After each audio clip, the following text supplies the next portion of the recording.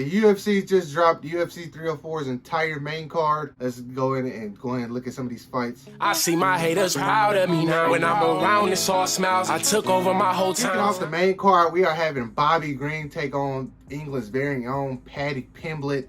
Paddy the Baddie Pimblett.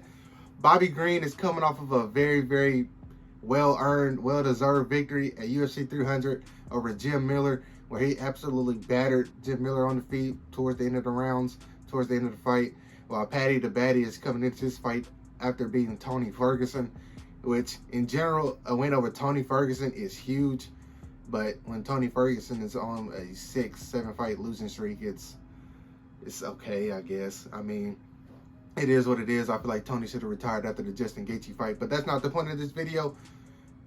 Paddy the Baddie versus Bobby Green. How do y'all see that one going? Bobby Green is a 2-1 favorite right now. The last time I looked, I don't think he should be that high, personally. I feel like Paddy's actually really, really good.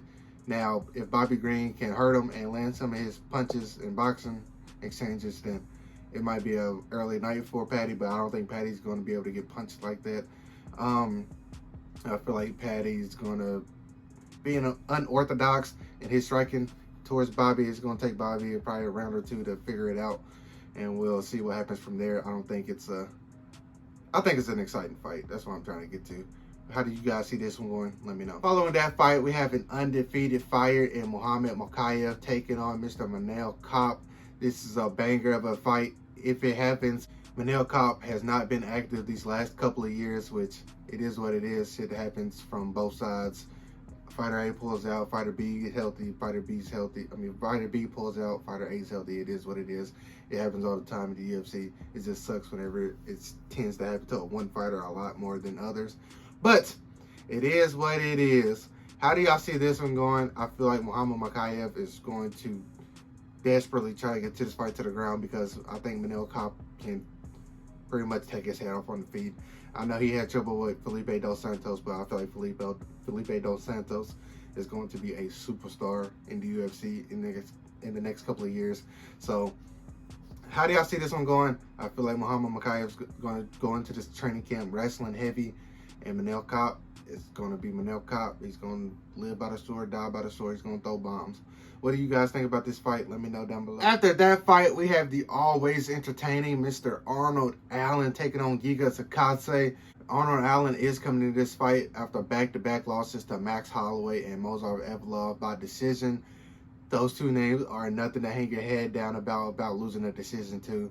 Movsar Evloev probably has some of the best wrestling in the UFC, and Max Holloway is one of the best fighters in the UFC. So it is what it is on that. How do you guys see this one going? Giga Chikadze is coming off a win versus Alex Caceres. I feel like Arnold Allen is a better fighter than Giga Chikadze, and I feel like Arnold Allen has faced better competition than Giga Chikadze. So with that being said, I think I'm going to make my first early prediction, and I'm going to take Arnold Allen by unanimous decision or knockout. In the co-main event of the night, we have an interim belt being defended. Mr. Tom Aspinall versus Curtis Razor Blades. Fun fight, fun fight, fun fight. I really wish the first fight didn't have the injury they did to expect in this fight, which I know every two fights aren't the same, but you can take something from the first fight. I mean, there wasn't really a big shot in the first fight. How do y'all see this one going? How do y'all honestly see this going? I see two very, very distinct ways of this going. Tom Aspinall shows that he has two very, very dominant fists, and they both carry a lot of power. That's one very, very distinct option this fight goes. Or two, Curtis Blades reminds people that he can wrestle. And he can wrestle damn good for a heavyweight. And he beats up on Tom Aspinall. Them are the two ways I see this fight going. Curtis Blades can shock the world and try to stand with Tom Aspinall. I don't think he does that. But I think I'm going to wait and predict this one later down the road. This is a fun fight. It's a real fun fight. I don't care what people say. How do y'all feel about him defending the interim belt? That's a whole different video. I'm not going to get to that. John Jones. It's John Jones. That's another one. Let me know what you guys think about this fight down below. In the main event of the night, Leon Edwards is attempting to defend on home soil versus Bilal. Remember the name Muhammad. Banger, banger, banger. Hopefully it's a banger. I know I want to say my banger alert. I want to say about 4 for 9 maybe. So I mean, yeah, it ain't horrible, but it ain't good. You know what I mean? I feel like Bilal Muhammad's going to try to walk Leon Edwards down. I feel like Leon Edwards is going to have to throw strikes in this fight, and he's going to have to try to hurt Bilal Muhammad and keep Bilal Muhammad off of him. And if Bilal Muhammad is able to take this man down, it might be a rough night for him. If Bilal Muhammad can make it out the first round. For some reason, Leon Edwards is a complete gunner, rail runner, trained on tracks fighter in the round 1, and he looks like he's unstoppable round 1, and then it's just like he's coasts and tries to pick the spots from there, and it's just, it is what it is. I mean, he's a champion, he fight however he wants.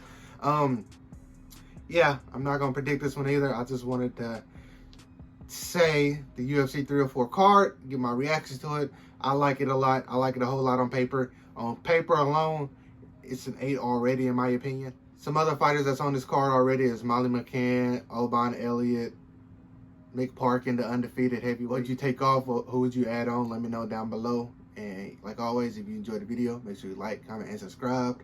Bigger people, peace.